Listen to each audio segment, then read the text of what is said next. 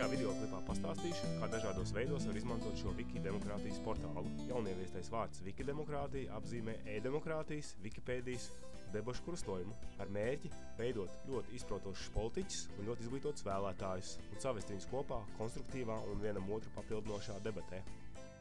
Piemērs. Mans kaimiņš ir azartspēļu atkarīgais, un es vēlētos, lai valdība šo problēmu risina. Tādēļ es izveidoju jaunu e-problēmu – pārmērīga azartspēļu spēlēšana. Aprakstu to un norādu atbildīgo iestādi, kas to varētu risināt. Tiklīdz e-problēma ir saglabāta, citu lietotāji var sākt argumentēt par vai pret, vai tā ir īsta problēma, vai varbūt tikai man iedoma. Par arguments, kas aizstāvētu viedokli, ka šī ir īsta problēma, būtu, ka 5–10% visu azartspēlmaņu kļūst par azartspēļu atkarīgajiem. Es pierakstu savam argumentam detalizētāku izskaidrojumu un atzīmēju, vai šis arguments ir par vai pret šo e-problēmu kā īstu problēmu. Cits lietotājs vēlētos uzlabot manu argumentu, pievienojot papildu statistiku un šo datu avotu. Pēc papildinājuma ierakstīšanas viņš atsevišķā elītē paskaidro rediģēšanas iemeslu. Visas šī teksta redakcijas ir redzams apakšā, tāpat arī rediģētāji komentāri, kur jebkurš potenciālais šī argumenta rediģētājs var iesaistīties nelielā diskusijā, kā šo argumentu vēl vairāk uzlabot. Turpretim mans kaimiņš uzskata, ka tā nav viss nekāda īsta problēma, tādēļ viņš manam par argumentam pievieno pretargumentu, ka vismaz 90% brīvo laiku pavada nelietderīgi. Es varu turpināt iet vēl dziļāk šajā debatē un atspēkot savu kaimiņa pretargumentu ar šādu par-argumentu. Ja laiks tiek pavadīts pašam cilvēkam nepatīkamā veidā, bet apstāties neļauj atkarība, tad tā ir īsta problēma. Pārējie lietotāji var katrs priekš sevis nospriest, vai šis pretarguments patiešām apliecina, ka problēma nepastāv, un vai šis par-arguments patiešām atspēko iepriekšējo argumentu. Vienkārši nospiežot īkšķi augšup vai īkšķi lejup. Pēc visu par un pret argumentu izanalizēšanas lietotājs var doties uz pašu e-problēmas rakstu un galu galā izlemt, vai tā ir īsta problēma vai nav, un attiecīgi nobalsot. Tomēr praksē pastāv risks, ka daudzas balsotājs vadīs emocijas un tie spiedīs īkšķus, ignorējot pretējās puses argumentus. Tādēļ katrai amatpersonai, kas pieņem lēmumus, vienmēr būs izvēle, vai nu balstīt savu lēmumu uz demokrātisko vairākumu, vai arī uz par un pret argumentiem. Ja amatpersona nepakļaujas vairākumu balsojumam, nedz arī argumentiem, tad viņš var pats pievienot savu pretargumentu, lai tauta varētu iepazīties ar viņa motivāciju un pat diskutēt par to.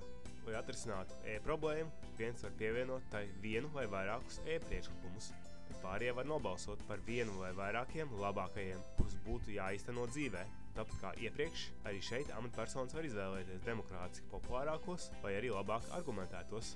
Bet ja nu atbildīgā amatpersona pastāvīgi ignorē balsotāju vidū populārus un labi argumentētus e-priekšlikumus, necenšoties pat izskaidrot savu viedokli, ja tauta sāk justies, ka viņa priekšstāvi vairs nestrādā tautas labā vai pat pret tautu, tauta var viņus atsaukt no amata ar nosacījumu, ka šo atsaukto vietā ir atrasti labāki alternatīvie kandidāti. Lai to paveiktu, amatpersonas atsaukšanas sadaļā jāizvēlas attiecīgā iestāde vai amats. Pa kreisi redzams visnegatīvāk vērtētās amatpersonas, bet pa labi vispozitīvāk vērtētie alternatīvie kandidāti uz šo pašu amatu. Blakus katram kandidātam redzams visnozīmīgākais par vai pret arguments, bet ja vēlies izpētīt sīkāk, var apskatīt visu par vai pret debati par šo kandidātu. Līdzīgi var salīdzināt arī kandidātus vai politiskās partijas priekšvēlēšanu laikā, kad katram apzinīgam vēlētājam ir pat pienākums lietot e-demokrātijas palīglīdzekļus, jo ja politiķi neuzklausa savus vēlētājus, tad vēlēšanas ir īstais brīdis, lai atsauktu sliktos politiķus un viņu vietā likt labākus. Un šī portāla instrumenti var palīdzēt atšķirt vienus no otriem. Tā kā ik viens kandidāts var tikt nodēvēts par piemērotu vai nepiemērotu tikai relatīvi, proti, salīdzinājumā ar citiem kandidātiem, būtisks instruments šajā portālā ir salīdzināšanas tabula, kurā iespējams atlasīt interesējošos kandidātus un pat interesējošos kritērijus, pēc kuriem salīdzināt vienu kandidātu ar otru. Bez par un pret argumentiem pastāv vēl viena mēraukla, kā novērtēt politiķus – viņu solījumi. Ko mums sola politiķi nākotnē, ko viņi faktiski ir vai nav izpildījuši pagātnē.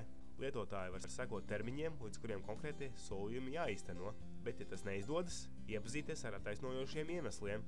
Lietotāji var diskutēt un vērtēt, vai pašreizējais solījuma izpildes process ir apmierinošs un vai neizdošanās iemesli attaisnojoši. Ja lietotājiem nepavisam nepatīk pats solījums, tie var mēģināt pārliecināt politiķi no šī solījuma atteikties. Politiķiem un partijām, kuri jau ir reģistrējušies šajā Wikidemokrātijas portālā, lietotāji var uzdot jautājumus nepastarpināti, tāpat arī portālā reģistrētajām iestādēm, organizācijām vai dažādām interešu grupām un pat ekspertiem.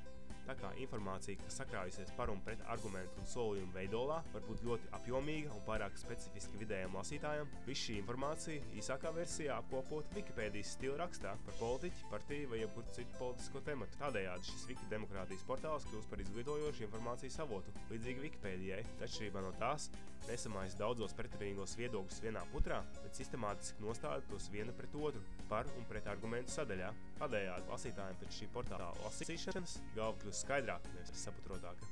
Visi, kas nevēlas, ka viņu idejas uzlabo citu lietotāju Wikipēdijas stilā, vienmēr var izvēlēties tradicionālo blogošanu jeb emuāru sadaļu, lai paustu tikai un vienīgi savas domas. Aicinām nekautrēties šo portālu izmēģināt visneiedomājamākajos veidos, un ja kaut kas nav skaidrs vai nepatīk, tad droši sacīt, rakstot uz pasts@tautasvara.lv.